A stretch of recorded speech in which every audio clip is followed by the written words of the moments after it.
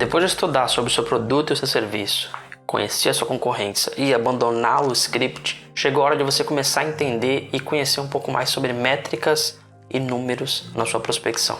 Ah, João, mas eu já tenho um time que pega essas métricas. Quem faz isso é o time de marketing, quem faz isso é o meu gestor, o meu gerente. Não tem problema se eles já fazem isso. Não tem nenhum problema se a sua empresa também faz isso. É até mais simples, você pode pegar essas métricas e estudar isso também.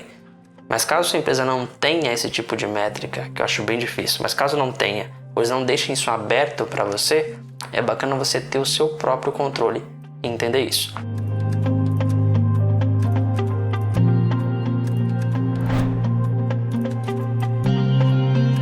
Lembra que eu citei no segundo episódio que toda SDR acima da média entende o que aconteceu no dia a dia dele? É justamente isso que eu quero dizer quando você precisa entender métricas e números da sua prospecção. Não é muito comum um SDR se atentar tanto a métricas e números, mas é uma coisa importante.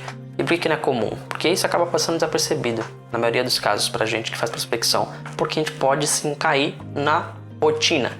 A gente liga o piloto automático, faz sempre as mesmas coisas e esquece de olhar o que está em volta da prospecção. E a gente pode sim acabar caindo no erro de fazer somente uma transferência de informação. Ou seja, a gente pega o que aconteceu na realidade e transfere isso para o CRM, nosso banco de dados, por exemplo. Então vamos dizer que eu liguei para um lead, tentei fazer uma cold call, ele não me atendeu.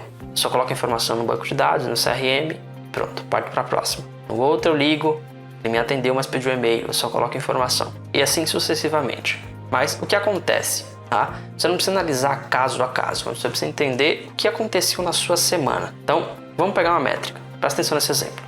Você fez 7 agendamentos na primeira semana do mês. Na segunda semana você fez 12. Na terceira você fez 9 e na última semana você fez 7. Uma média de quase 9 agendamentos por semana, 35 por mês. Supondo que a meta de agendamentos é de 25 agendamentos por mês, a maioria das TRs vai comemorar a meta batida. Isso está certo, tá? Tem que comemorar a meta batida mesmo. Tem uma sugestão de dancinha que você pode utilizar quando você e o time baterem a meta.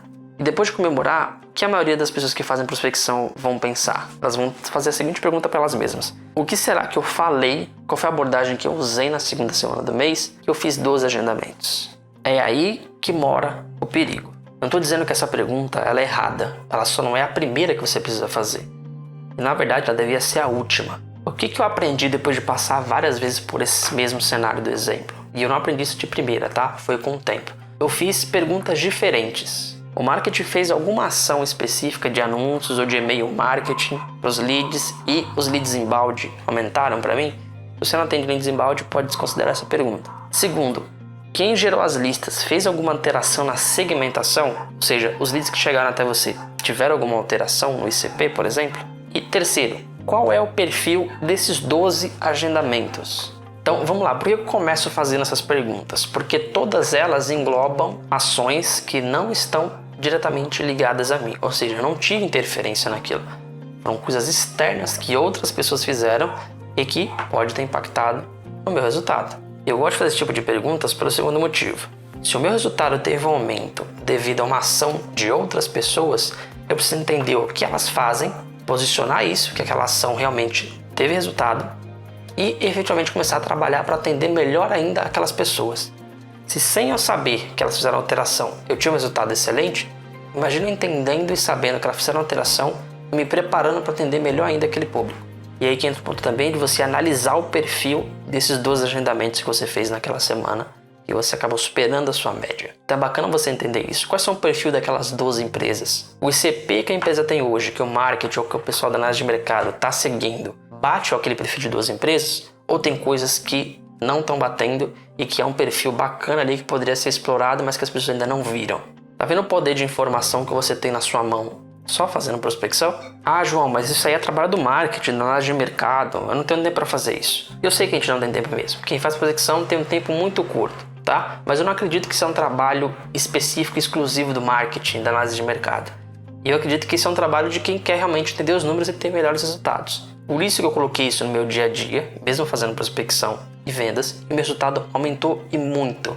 No começo é sempre um pouco mais difícil, mas não é nenhum bicho de 7 cabeças. E tem uma forma bem mais simples de você fazer isso. Eu criei uma planilha que vai te ajudar a metrificar esse tipo de informação e te ajudar a entender esses dados. Vai estar disponível lá no grupo do Telegram. Você vai conseguir entender isso melhor e colocar em prática muito mais rápido.